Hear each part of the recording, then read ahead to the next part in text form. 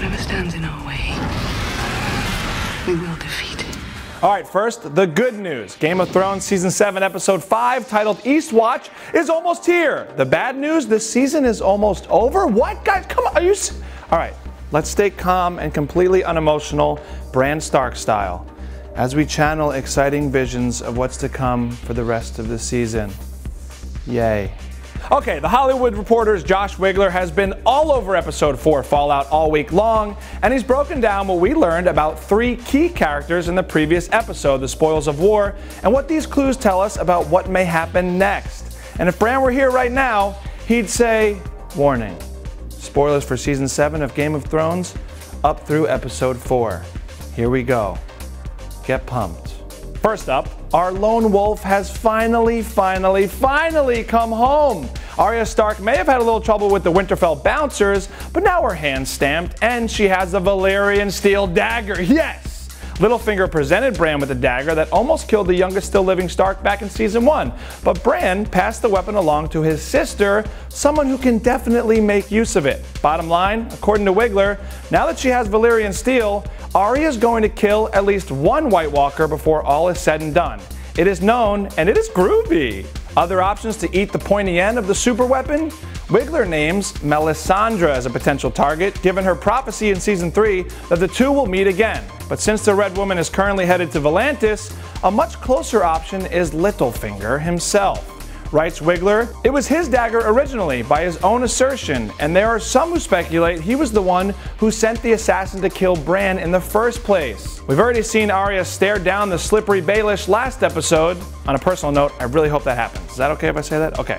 Next up, what does the future hold for Theon Greyjoy? As he said last episode, he wants Daenerys' help to save his sister Yara, but can he? Should he? Will he just, stare at her being captured, do nothing, and jump off a boat again to only save himself? I mean, come on, Greyjoy, what the heck? Actually, thanks Josh Wigler for calling out many like me who just want to rip on Theon for not having the Iron Islands to save his sister. It's easy to mock the man for jumping overboard, writes Wigler. It's much harder and much more rewarding to open your heart to Theon's past experience, and why those horrible memories would override any instinct for bravery in such a harrowing moment. So where does Theon's future lie? According to Wigler, it's in the north, like in the books. As of the end of the most recently published novel, A Dance with Dragons, Theon remains very much up in the thick of the north, reunited with his sister. Somehow, someway, it feels like Theon's story is pointing him toward that same point in the books and could very possibly end up in that frozen region as well. With his sister would be nice, but Wigler wonders if, with only 9 episodes left in all of Game of Thrones, there's much story real estate for a Yara Greyjoy rescue operation, unless it's part of a grander scene in which Daenerys and her army invade King's Landing. If Dany's destiny pulls her north toward the Wall, however, it's harder to see. Okay, now the character you've all been waiting to talk about. What happened to the Kingslayer? Is Jaime Lannister dead? According to Wigler, wait for it, he's totally alive. Whew. Wigler writes, of course viewers haven't really seen the last of Jaime Lannister. There's no way Game of Thrones removes one of its longest standing characters from the board without one final scene with Tyrion, especially with the estranged brothers in such close proximity on the battlefield. Wigler goes further, asking, would Thrones really kill off Jaime in an episode in which he lacks a single scene with Cersei? And similarly, he concludes that it doesn't seem likely that Thrones would kill Cersei without one final scene with Jaime. In fact, many fans believe the twins will ultimately die together, or one at the other's hands or hand.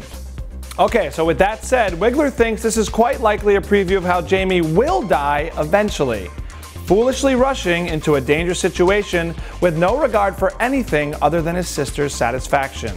Wigler also writes how all this is a testament to the sad state of Jaime Lannister. As Nikolai Coster-Waldau previously told The Hollywood Reporter before the season began, he's addicted to this relationship. So, the Kingslayer verdict as of now, according to Wigler, that addiction will very likely get him killed eventually, just not today. Meanwhile, in newly released HBO photos from the upcoming episode Eastwatch, there's no Jaime in sight, but we do see his beloved brother in multiple pics. Yes, Tyrion is front and center in 3 of the 8 photos. We already saw his look of horror as he witnessed Daenerys incinerating the Lannister army.